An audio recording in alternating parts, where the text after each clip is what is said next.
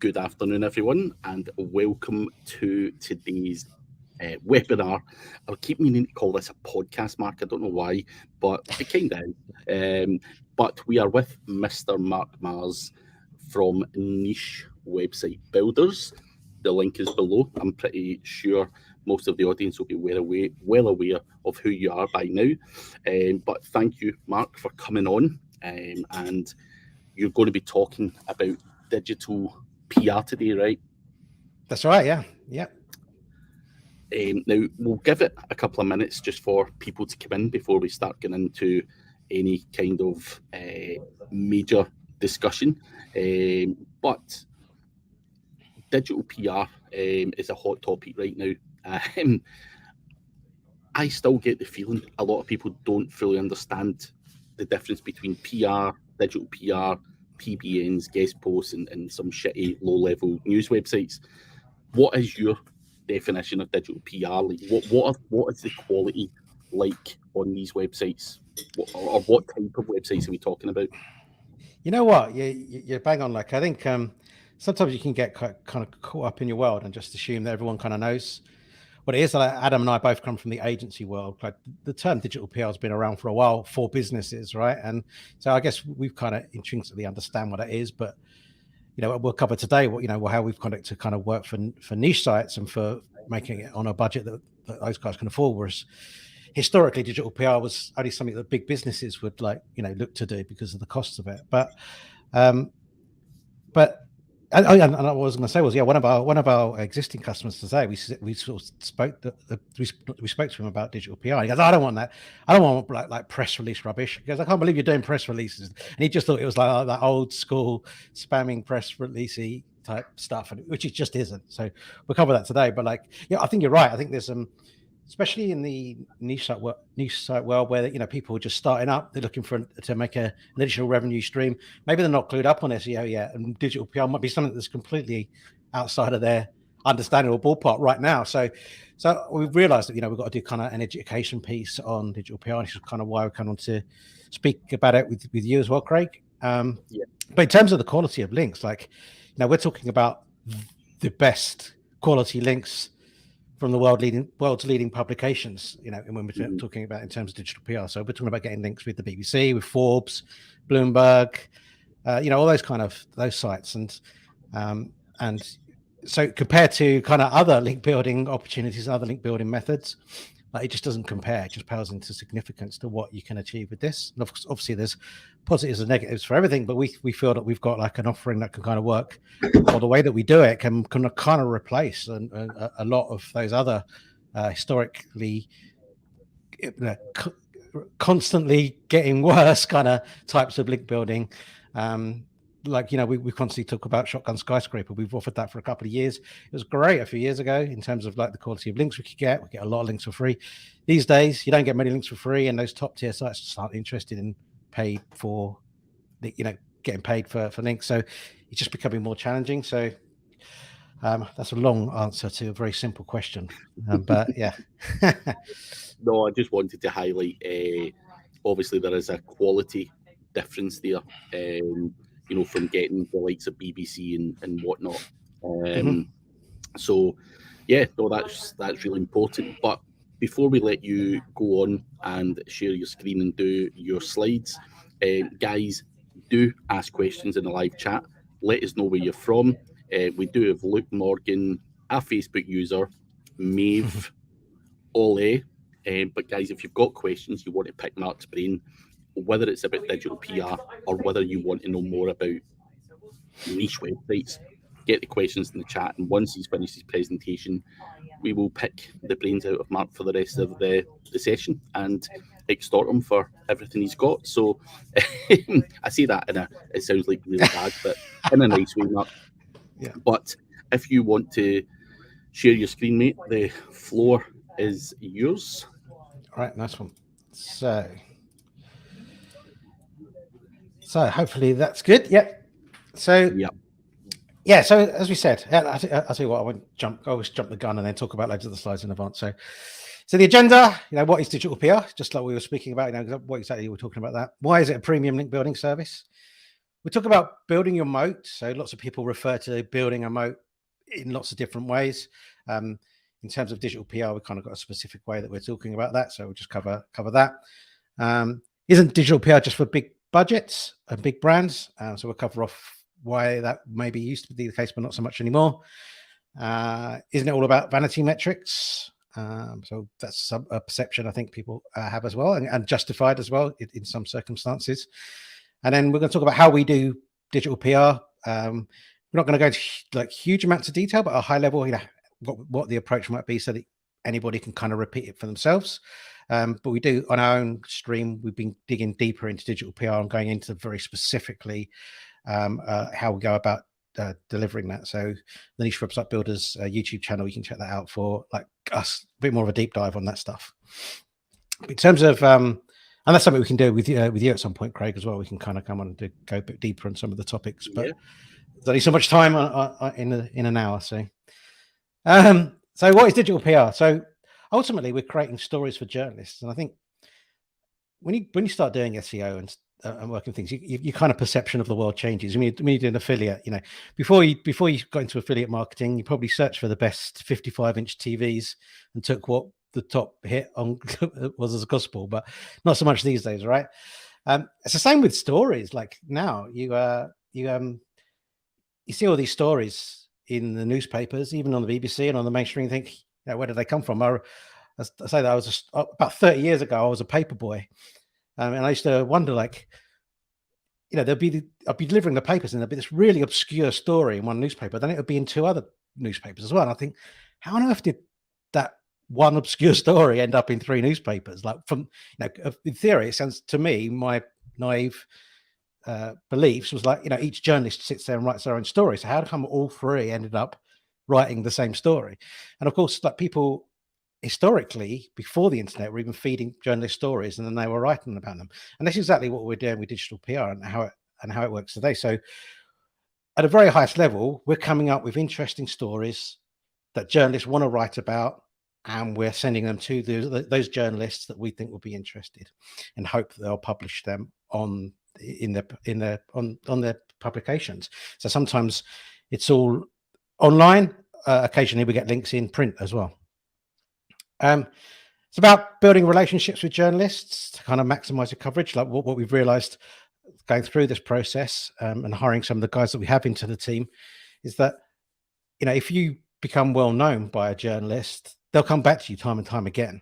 If they know you represent a number of different customers in different niches, and if they know they're going to get a good story out of you, they know the work that you produce is quality, they're just going to look out for your name in the inbox, because they want an easy life at the end of the day. They're really busy. They've got deadlines to meet. And if you can give a story to them on a plate, they're going to love you forever. And they're going to be looking out for your email. So we've realized we've built some really good relationships with really top tier sites, just to kind of, that personal relationship goes a long way. And now we have, journalists reaching out to us, asking for our opinion on certain topics, and getting links that way. And so it's about, raising awareness of your brand, landing killer top tier link authority links that really move the needle. So we talk a little bit about brand there, and I'll cover that off a bit later, because maybe that's something we're not so interested in as a niche website builders, but maybe as your business grows and you become more recognized within a certain niche or a certain space, then maybe you do care about brand awareness, but maybe in the early days you don't. We'll cover that off. So why is it a premium choice for link building? Well, we already said this. You get links from the most reputable publications in the world, and they're as clean as it gets, right? So, like, we're at the end of the day, we're creating a story for a journalist to write and publish on a site. It doesn't get much cleaner than that. And there are the, if we were to look at the internet, and obviously Google has like a seed set of sites that it trusts. These are those sites that we're getting links on. So building your moat. So, I think most people, not everybody, but most people kind of concur that links are important when it comes to having a successful site. But, it's not all about quantity, or it's definitely not about quantity. It's more about quality over quantity. And what digital PR gives you is those really high quality links. And, there's a number of kind of benefits to that, aside from helping you rank. it makes you, the perception is that these links are hard to get. So if you can get these hard to get top tier links, it's really hard for your competitors to replicate you unless they also start doing some digital PR work and getting those quality links. So if they're looking to leapfrog you in the SERPs, they're going to look at you and look at the DR of your site, given all the links you've got, and go, oh man, this is just too tough. I'm just not going to bother trying to hit this guy. And we use Tomb Raiding, but other people just there's different types of competitor research that you can do in terms of keyword research, and they're just not going to go after you. A part of our Tomb Raiding technique is we look for sites that are weaker than our site, and we raid them for all of their keywords, their good keywords, their good topics that they're ranking for, on the assumption that we can rank for them as well. Well, if you've already got good, a lot of people are doing this. If you've got a site that is hard to steal, if you like, or raid all of the best topics, then you're protecting yourself from competitors in the SERPs there. But on top of that, it really helps with EAT.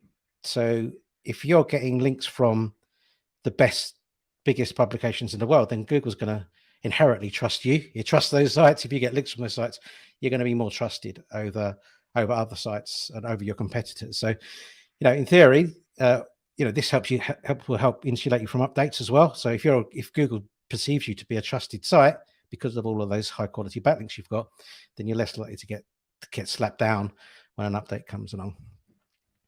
So overall, this helps make your website much more solid and desirable. If you're looking to exit your site at some point in the future, if you've got this backlink profile, you're probably going to be able to demand a higher multiple because you've got that backlink profile, but also probably because it is insulated from updates. It's probably just a stronger asset overall. And we find the same thing when we're searching for age domains.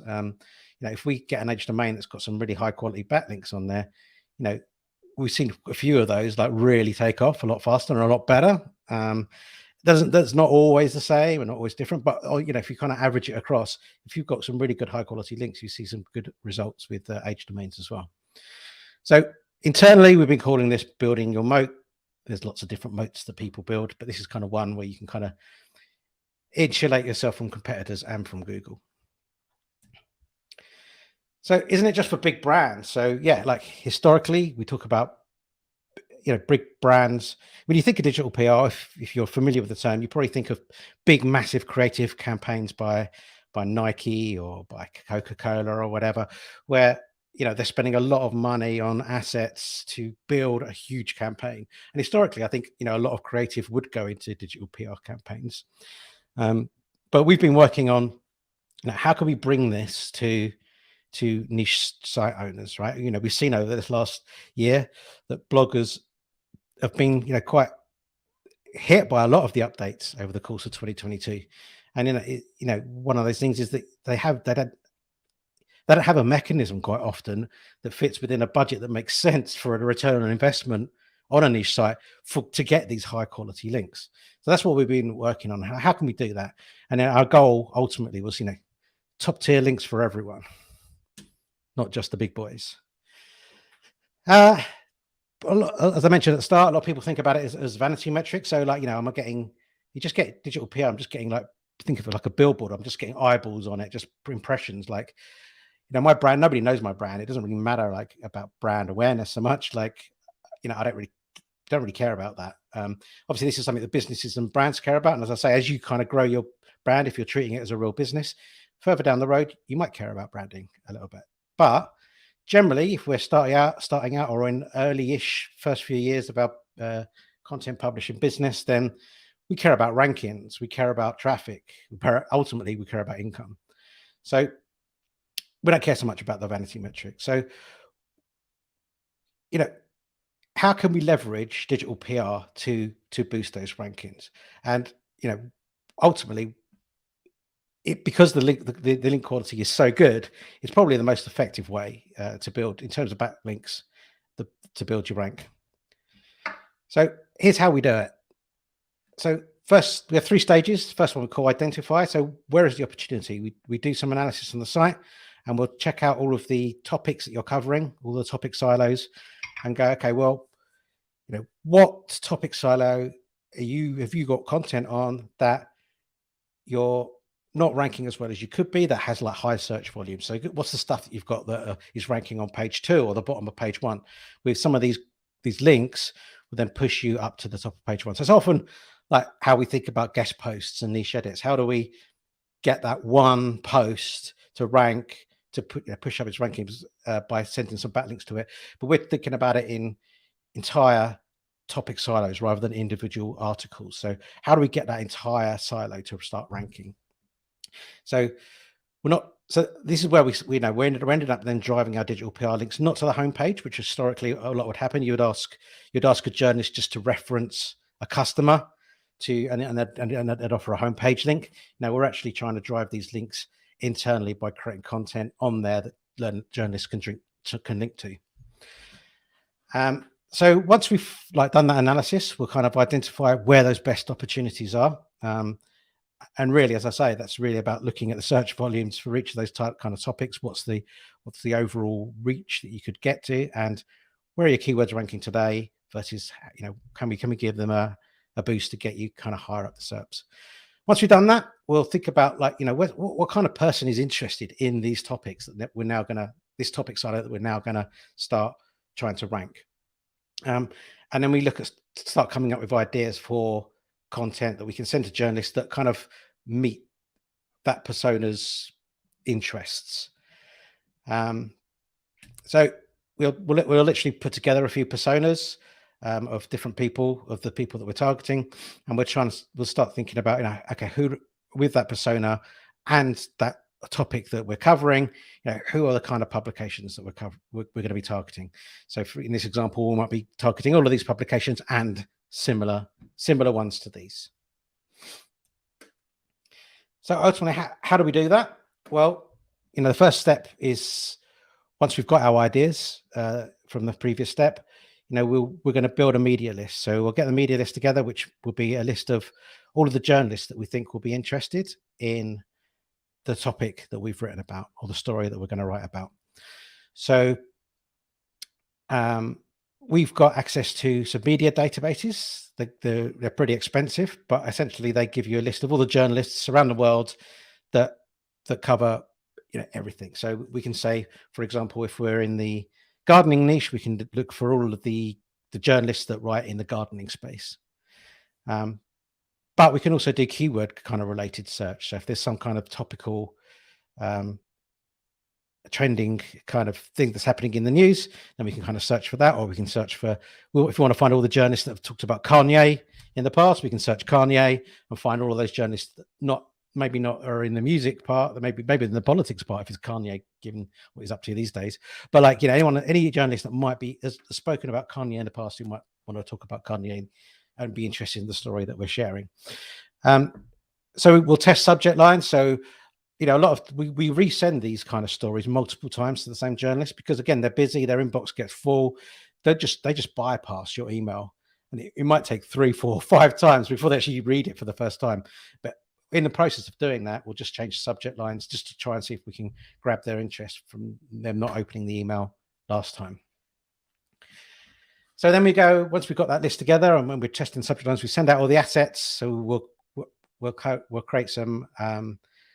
I'll cover it in the next slide, but there's different assets that we might put together for a journalist and send those stories out. Of course, ultimately we want to land monster links. So I think the great thing about digital PR versus other link building tactics that we've spoken about, Craig, earlier, is that once you create this story, we can send it out to a few hundred journalists, and we might get 20 people pick it up. We might get 30 people pick it up, right?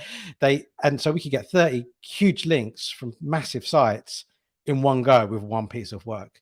Whereas if we think about guest posts on niche edits, you're reaching out to the individual sites. If you think about even Haro, which is the quality of Haro is going down as more and more people in our industry in particular are abusing it.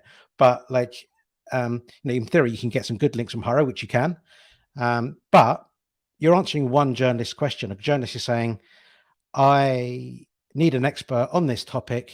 Can anyone help? You go, yeah, I'm that expert. Here you go. I've helped. And you might land one link from that. But here, you could land that, tens, hundreds, or even thousands. I spoke to a digital PR at Brighton SEO, and one of her campaigns got 15,000 referring domains associated with it, which is it's a story that went like totally viral. It was a story about, I think, top of my head, it was something to do with how far celebrities travel or something, and the cost of their travel or something each year. It might have been the private jet one. I don't know if you saw that, but yeah. So I think it was 15,000 referring domains she got. That's obviously not what we guarantee every single time, but you can see the potential there. She wouldn't have sent it out to 15,000 journalists. She might have sent it out to a couple of hundred, but once one journalist sees the story and then they pick it up and then they pick it up, and it becomes huge. So yeah, you can see how it can really take off. So the way that we look at it is there's three different ways that three different strategies that we look at when we're doing digital PR. First one is newsjacking or reactive PR, and that's every single morning we have what we call media morning, where we sit down and we look at what's in the current news and how does any of this news apply to any of our customers? How can we make it work? How can we make it adapt a story and fit our customer into what's being talked about? And this then is very, very quick. So we will then build a story very quickly around something that's topical and send it off to all of the journalists, or in particular to very, very specifically to the journalist who's written that story that we're talking about. But also, how do we send it out to other journalists in a way that they'll be interested as well? So this is all about speed. It's not about creating huge pieces of work with loads of assets and stuff that takes days. You've got to be on it, because this is a story that's trending now, it's interesting now, but it won't be in 2 or 3 days time. So this is we're sending out pieces of data, pieces of potentially stuff that's interesting that we can kind of spin for this. So an example that that we did that our team did for Niche Website Builders is oh man, I'm going to forget his name now. Matt Hancock, right? So that politician who went into the I'm a Celebrity. Yeah. So there was some that came into the news that he was in I'm a Celebrity. So our team did some work on, given his following on the social media platforms and that, what his potential earnings might be out the back of coming out of I'm a Celebrity, based on what other people had got and how much his following will increase, and given the number of followers, what could he? So it was like it was a piece of work like that. So we got a backlink. I can't remember which site it was now, but it was like an 80 something, 86, 87, something like that. We got a backlink from that, and that's one example. It was very, very short, quick bit of research. There's some tools that will that kind of give you an indication of like potential earnings. So we did that. Got a massive backlink. So that's kind of an example of newsjacking. Then there's data campaigns. So this is something that might not be necessarily be newsworthy right now, or it may be newsworthy, but not absolutely critically timely. But it could be, or it could be something that's just more evergreen. So we will use government data, maybe some Ahrefs data, Google Trends data. Like when I say Ahrefs, I mean keyword search volumes and that kind of thing. But it could be data literally like from anywhere. Like just get creative about where that could come from. So an example of like a really quick one, which could be a newsjacking example as well, is that when the cost of fuel went up, when you go ahead and look in Google Trends, you can see that people are searching for electric cars 5 times more than they were before the fuel prices went up. So that's kind of a story in its own right. More people are interested in electric cars given the hike in fuel prices. So that's a very one small piece of data. We might embellish that with other pieces of data, or it might just be that we send that out and that becomes a part of a story that is topical. But there could be much bigger data projects as well, where we bring it into a spreadsheet, crunch the numbers, create some pivot tables, maybe create some graphs and stuff off the back of that then becomes something that the journalists really want to link to. It's an important bigger piece of work. And the last one is expert commentary, and this is a little bit more like the Haro based stuff. So we might use Haro, we might use the journo requests hashtag in Twitter. If you're not familiar with that, if you search the hashtag journo requests, you'll find journalists asking for experts and all sorts of niches. So if you just search for journal requests, you'll get loads, and there'll be a lot to filter through. But you can use things like TweetDeck or Hootsuite, things like that, to create searches that just feed straight into the stream within that tool. So you could search journal requests, and if you're into gardening as a keyword. So anything that's got the journal request hashtag with gardening in it, or planting, or growing, or whatever, stuff it would be. So you can actually filter your journal requests a little bit. But there's a number of different ways that we can kind of find these requests from journalists, and we'll just kind of go ahead and comment on them on behalf of our clients. So I've already covered this a little bit. So keyword research, we focus on one category or one topic at a time, one silo at a time, for each campaign. A campaign lasts 3 months in general, because it just sort of takes a while, as does link building, to kind of get that thing going. But we'll be absolutely laser focused on those keywords, those topics, and making sure it's all going through to relevant pages. Sometimes the journalist will link back to the homepage, which maybe try and get that changed, but that's just the way it is. But of course, you still get the benefit of increasing the domain rating or domain authority of your site as well by getting these awesome links. So we had a couple of guys come in that have been doing digital PR for like 11 years. So they've been working on this stuff for a long time. Here's some examples of some links that they've got over time. We have to be a bit cautious because we don't want to share too much a lot of our customers at the moment aren't brands, they're niche site owners. So we don't share the exact stories that we've got for them, because you'll be able to reverse engineer that and find out their site and their niche, and people are very protective over that. So, but what we're finding is we're getting the best top tier links, these kind of links, doing this kind of thing. So what's the catch? Like, good things never come easily, right? Still requires work. Like, no matter what you do, like, link building is always takes time, always requires work. And it's no different with digital PR. You've got to put the time and the effort in. You've got to be timely. As I mentioned, with reactive PR or newsjacking, you've got to be bang on it. You've got to be ready to go first thing in the morning, get it out to the journalist. If you don't do that, time's gone. It's waste. It's time consuming as well, because you've got to take that time to look at the news. If you're building a data project, then that might take work to pull together. And ultimately, as time goes on, you got to build those relationships. That means being constantly engaged with a journalist. It means being very responsive when they do ask you for something. Otherwise, they're never going to come back again, because they need something in the next hour or the next 2 hours for their story.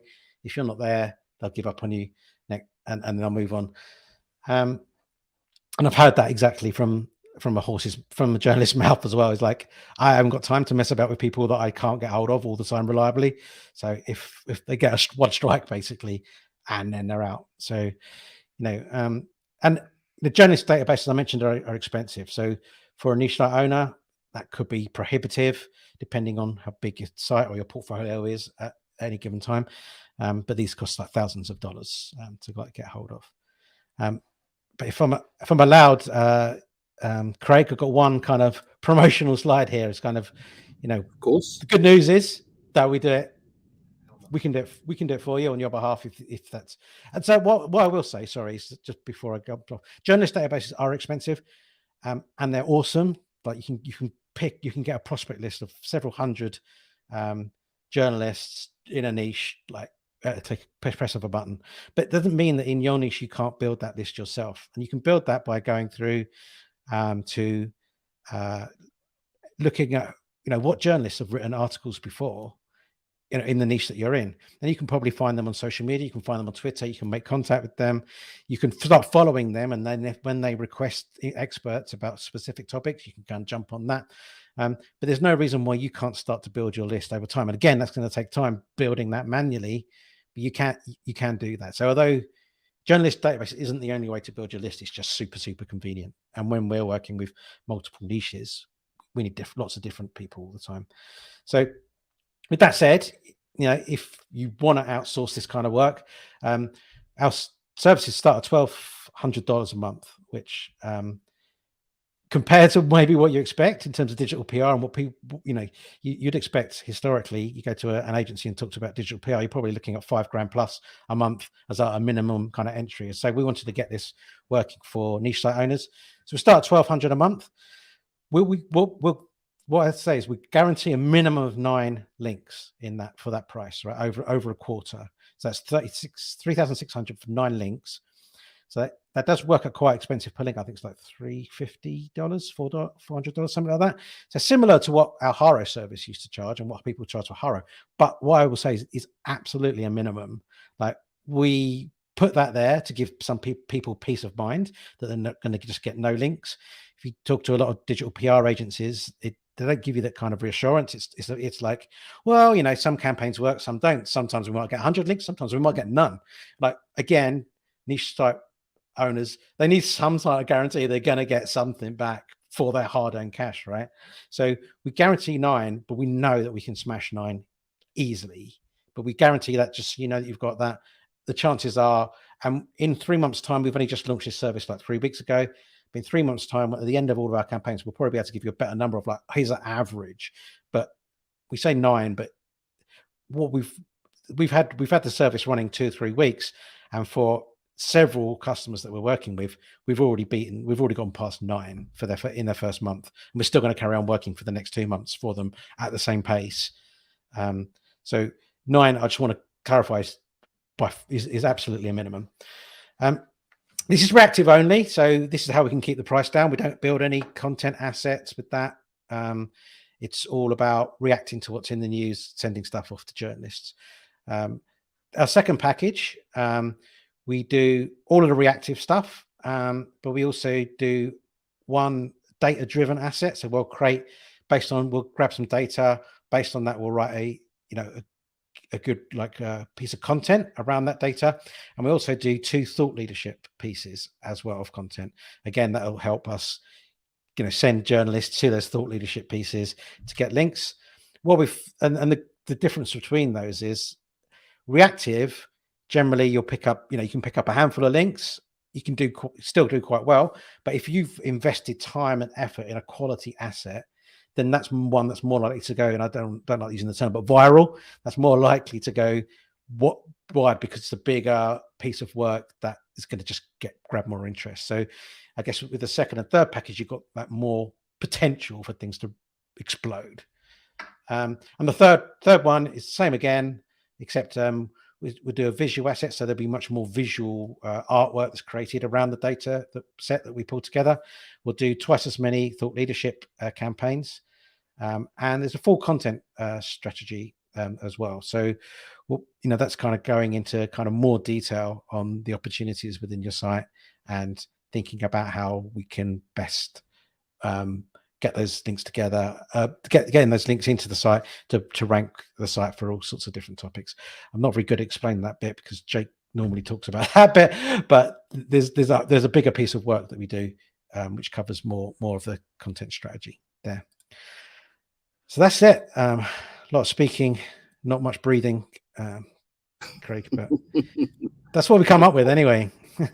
It's horrible doing presentations and you're just boom, boom, boom, drying out, relax. So, well done, and I think some useful tips in there. For the guys watching, we are now ready to pick Mark's brains, either on this topic.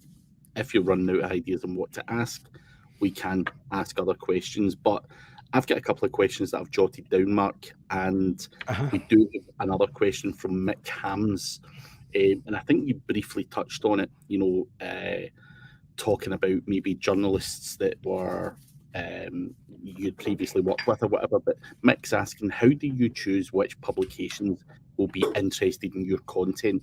Is that previous experience or, the relationship that you built with these guys, or is it something else? It is. I mean, I just think it doesn't really prohibit us from going after any. So when we're using our journalist database and we're looking at the different people that we might hit up, lots of big publications. Like say for example, our niche site is in tech.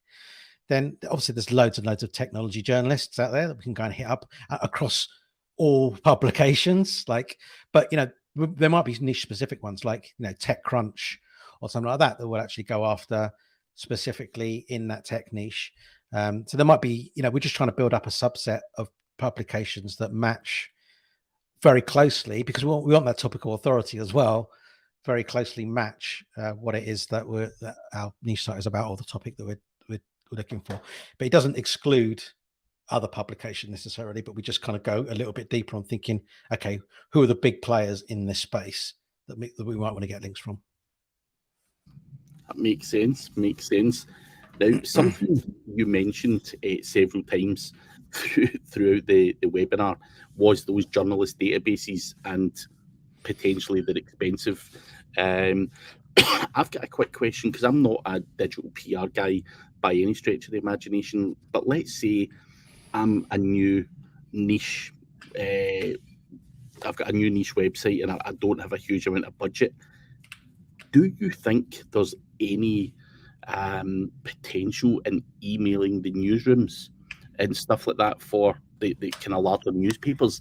Just out of curiosity, because obviously you're doing this on a regular basis. Does that ever get a response? Because you also mentioned that journalists are getting bombarded into their direct inbox and these are getting missed. So are we wasting our time just going to the newsrooms, is my question. So are we wasting our time going to them because they're so full, because the inboxes are so full? So I don't want to pay for it. Let's say I don't want to pay for it, but I go through and I can get the newsrooms for the newsroom emails for all of the local newspapers in Scotland, for example.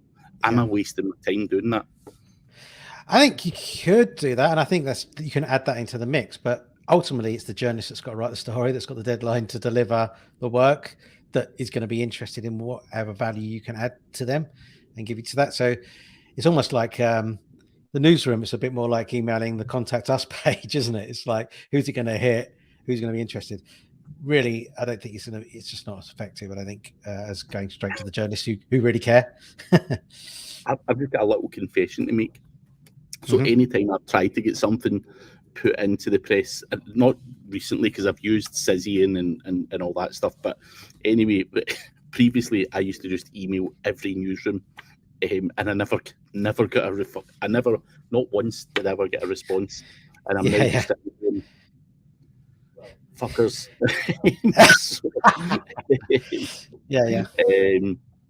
I just wanted to ask that, but Mick thanked you for your answer. But what he's asking as well is what is covered in the monthly report from you guys if someone was to use your service. What's in there?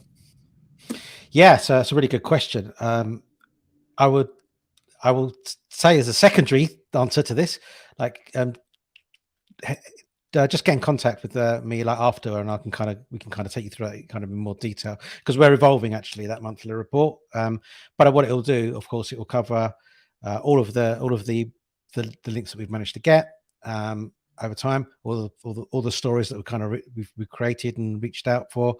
It will show things like the reach that you've got and things like that. Oh, nice. So there's it's kind of what you'd expect, I think. I don't think there's anything like too wild in there, but it will kind of show you, the reach, the publications that we've reached out to, the stories that we've created. But we're going to talk to you up front anyway about like some of the ideas that we have. We're going to talk to you about what silo we're going to target. We're going to talk to you about some of the stories. We can't so much, depending on how much input you want, but for the reactive stuff, we're going to like do that like quickly. We've got to do it quickly anyway, and we've got time to kind of email back and forth and go on to that. But that's not a very good answer to your question. So if you send me a message, if you go to the Niche Website Builders website, nichewebsite.builders, go to the contact form or the chat we got there, someone will then pass that ticket on to me, and I'll kind of get back to you with a more detailed response on exactly how they look and what you get. Oh, I can't hear you anymore. Is that me or is that you?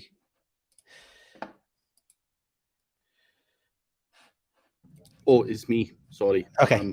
No worries. Oh man, I got you again. I'd like to kid on that was me still. But thank you, Mick, for the question, and hopefully that half helps you. And obviously, if you want more detail, reach out to Mark. Richest Domains is saying, give us a thumbs up and a like. A lot of people just listen in the background, Richest Domains, and carry on doing their work and don't engage in a conversation. But we do have 20 minutes left to do questions. Another question from Lee Walpole. Would niche website builders help to do PR for an OnlyFans style website, or would they avoid working with adult themes? That's a really good question. So OnlyFans is different, right? I think we have to take it on a case by case basis. So we generally we draw a line. So we've had sex toy type customers that we've worked with in the past, and that's fine. But we don't do porn. So there's the line there. Depends what the OnlyFans site is about, and what's it. So potentially yes, potentially no. I guess it depends what's being covered there. But yeah, makes sense. I'm going to guess that the reason for that is it's going to be almost impossible to get any kind of press coverage for something that's not normal. Shall we say? Well, yeah. I mean, I think. I mean, actually, on some, you'd be surprised. Like some of the more, it's actually easier to get some links from some of the ones that are a bit more on the edge, because less people are writing, less people are doing that kind of stuff and writing, doing that kind of thing. So,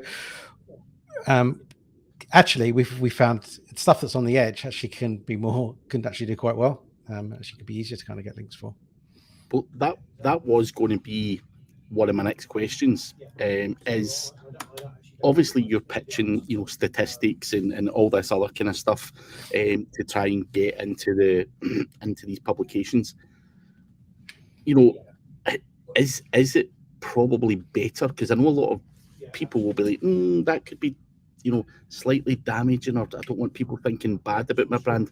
But do you have to go to the edge to get more of this stuff? Because like you said, there was one instance where you said you were speaking to that person who got 15,000 links from a viral story. Now the stories that we've all seen, a lot of the ones that are viral are slightly not normal, run of the mill news. So is that the kind of way we have to go in at this now?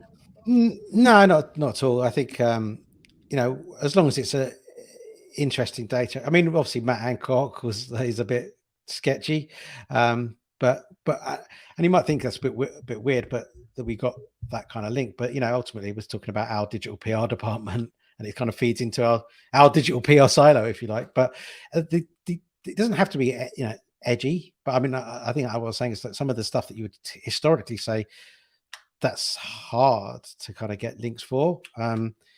There's less people doing it, and there's less competition in some ways on some of those more difficult, more close to the edge kind of niches. Actually, it's not. It does actually in some ways it can actually make it easier than harder. But we don't have to be edgy, and we don't really go down the edgy route particularly. We wouldn't want to do that unless we kind of cleared that with our customers anyway to make sure that they're happy with us going down the edgy route. But you don't have to. We're getting success with just producing great stories and producing good data.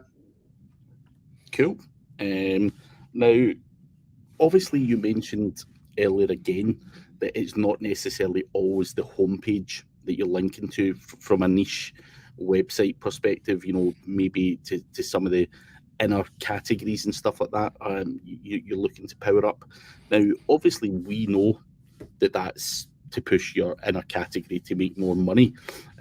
Do these journalists ever give you any kind of feedback on, I don't mind linking to your homepage or your social media or whatever, but we're not bloody, we know what you're up to, stop it. Is there a lot of feedback, or are these guys complete rookies in this day and age? Because again, I've spoken to journalists in the past, some of them have no clue what you're doing or what you're trying to achieve with this, but I'm going to make the assumption that they are becoming wiser. And is there any kind of feedback on that? So what I'll say is that we're not going to link to a product page, a pair of trainers, or we're not going to link to like best TVs kind of page. We're linking to a story that we've created that has interesting data, and then we're using internal linking to link and power up that category. So we'll pass the link juice from that page that we've got into that category, but that topic will be about that category as well. So we're not asking journalists to link to an affiliate page with a lot of affiliate links or directly to a product or anything like that. It is a story that we've created that we've put onto the site that we'll use internal linking to power it up. So, and in answer to, are they getting wiser? Yeah, I think like they pretty much know the deal, like for the most part now, like that. But it's, this the kind of relationship is you rub my back and I rub yours type thing. So if you're giving them a good stories and you're constantly coming up with work that they can use, they're more than happy to kind of give you a backlink. I've also got another question on that. And you don't have to answer it. You can say, bugger off, Craig, I don't want to answer that. Oh, God. Obviously, these guys want you to lay the content out in a plate for them so that they do little to no work and they can publish a great article that you've written. But do they actually ask for a fee as well? Or is that... No. I will answer the question. Everything we do is 100%. We do not pay for any links.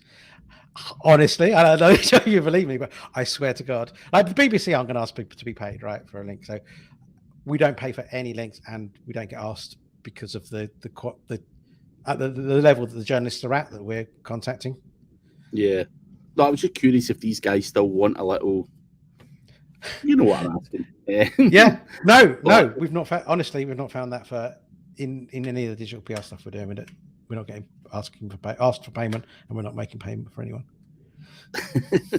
so yeah, I had to ask you a question. Why not? Furquan is asking, is niche websites about Amazon affiliates or other monetization too? I'll let you answer it, Mark. Yeah, so niche websites could be like anything in terms of a site that's on a particular topic that you're trying to monetize in some way. So, the most common ones are ads, like ad revenue through display ads, like a Zoic or Mediavine or something like that, and affiliate. And obviously, Amazon is the most popular affiliate program out there because it's easy to set up. But not just, that's the most common way that people definitely let them start off with their niche site. But then, ultimately further down the road, you can build an e-commerce site into that. You can sell training, consultancy, whatever you want. Like depending on what the niche is, the monetization options are option. And when we're just talking about niche websites, it's all of those things all at once or one at a time or whatever. So yeah. Hopefully that helps you, Furquan. Would this help with a CBD e-commerce website in Canada? Your service? Yeah, absolutely. And we've worked with CBD clients before as well, doing this kind of stuff. I don't know if we've got any digital PR clients for CBD, but we've worked link building for CBD clients before, being quite successful as that. But yeah, absolutely, this would work. It works for any site, right? Who doesn't want links from the biggest publications in the world? Everybody wants them. So yeah, it would help. Give me them all. Yeah. Something else you mentioned earlier that I want to dig in a little bit on was you mentioned that you obviously send the email to the journalist with the story, and sometimes you send it back multiple times using different subject lines. Any tips for people on what type of subject lines? Just that, maybe an example or two.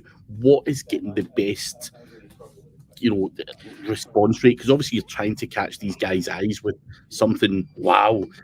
Obviously you can't put in there bloody, something insane and then you read it and it's a lie. So, or maybe you can, I don't know. But what sort of things do you mean by changing the subject headers? What sort of things are you using without giving all your secrets away, of course?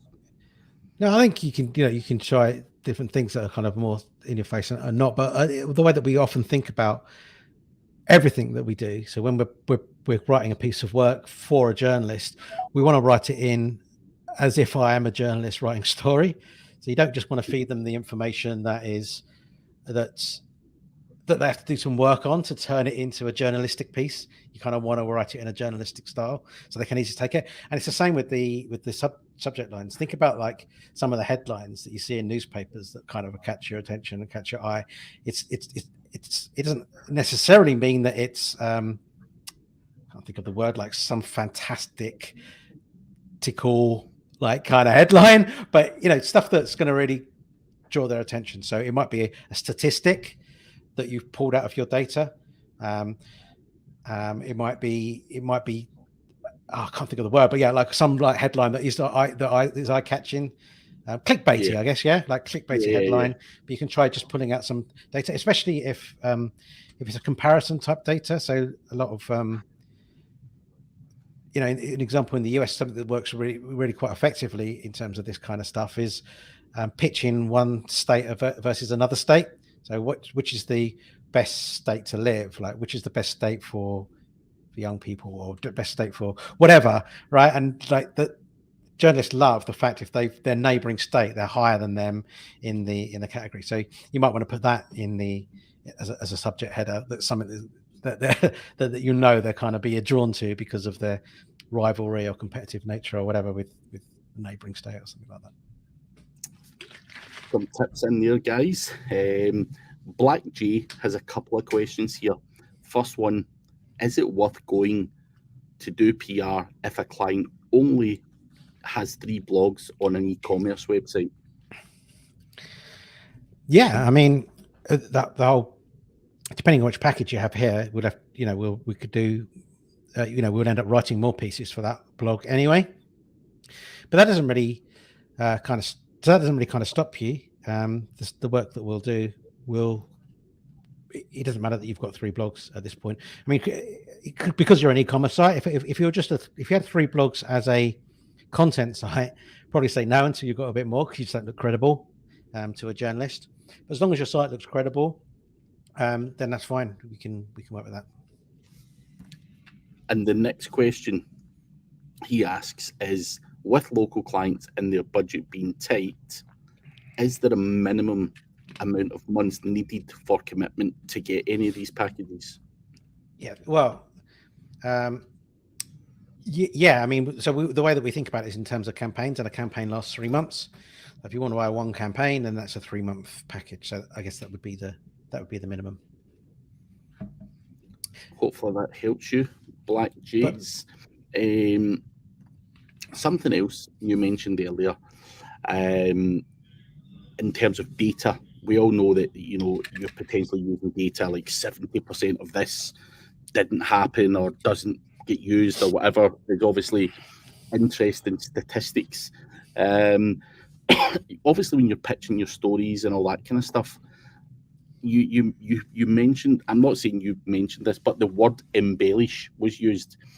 Are you embellishing, or should people be embellishing on these statistics again to just catch people's attention? Do people check the statistics is basically what I'm asking. Do these journals even fucking care, is what I'm asking.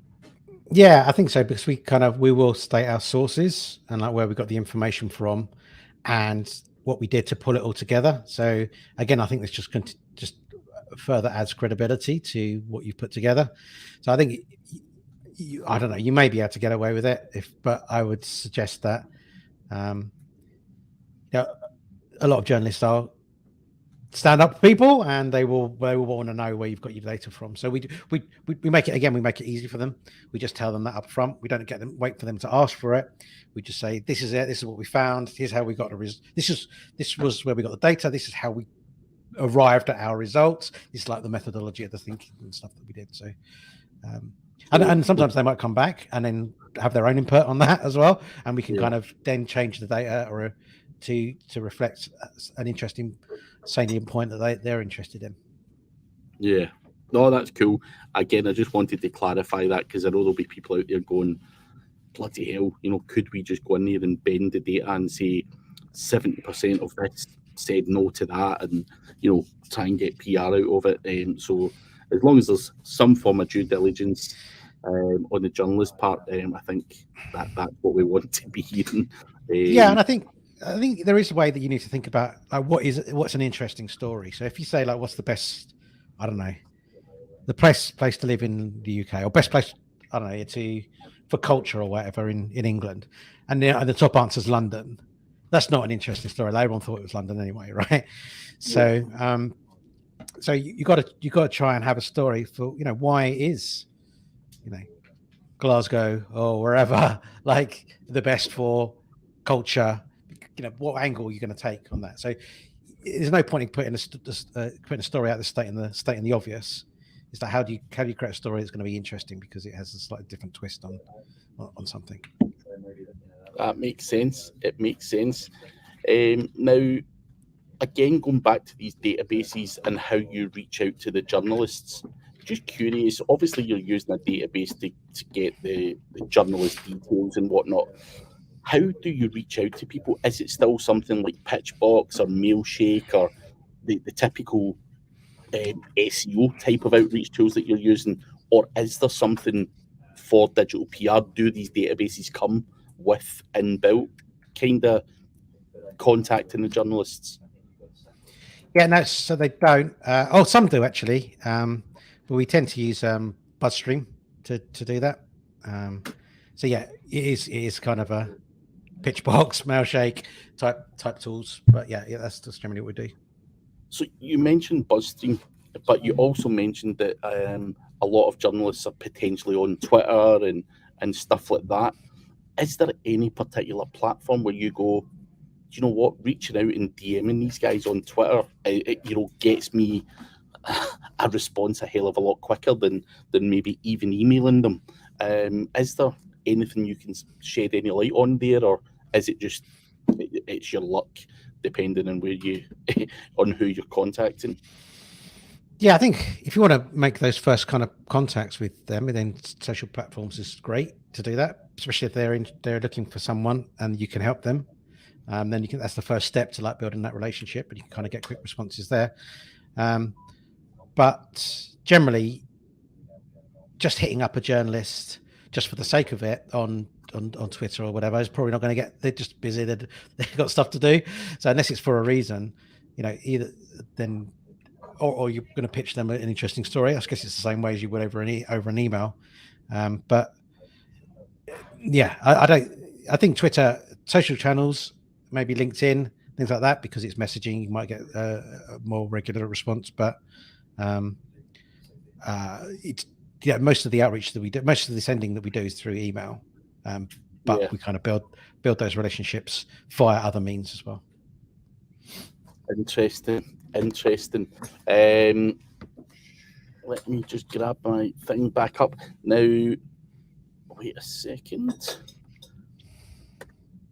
So you mentioned again your services at the end there, and the 3 different packages, which for me are like you say, very, very reasonable. You can go out there and start at $5,000 with someone.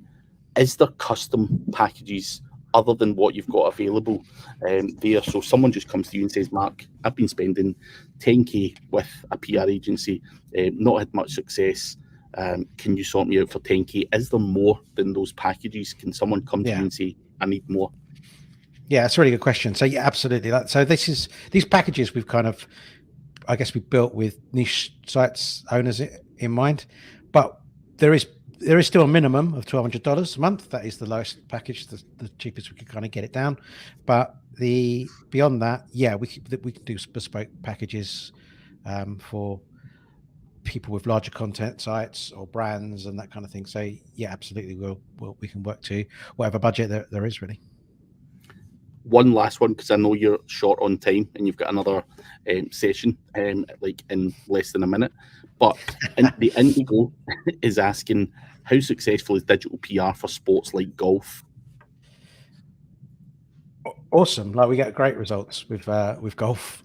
With sports, we've been getting great results with like food kind of niches. Honestly, and there's an angle for anything. Just think how many golf journalists there are kind of out there in the world as well. There's just, yeah, absolutely, yeah. It'd be great with work. Any sports seems to do quite well. if that works for you, the Indigo, shoot them a message. The guys can be found using the link below, nichewebsite.builders. But we are out of time. Do shoot the guys a message, harass the live chat, get in about that contact form, and yeah, if you're interested in any of those packages, check them out. But Mark, thank you very much for taking the time to come on and share the information. Thank you to everyone who asked questions, and you're live, like literally right now on your own channel. I can see Adam's live. So yeah, we're live on the Niche Website Builders channel on YouTube. I'm just watching Adam now. So we're talking about building niche sites in 2023. So thinking about the things that are important going into next year. Before I do jump off, one last thing. It's Black Friday this week, so we've got offers on our digital PR service as well. So you'll find them over on our website, up to 10% discount on digital PR. So yes, grab it, guys, while you can. But thank you very much, and we will catch up soon. Thanks, Craig. See you over on the Niche Website Builders channel. See you soon. Everyone, all right. Get over. See you later on. All right. Cheers. Bye. Thanks, Craig.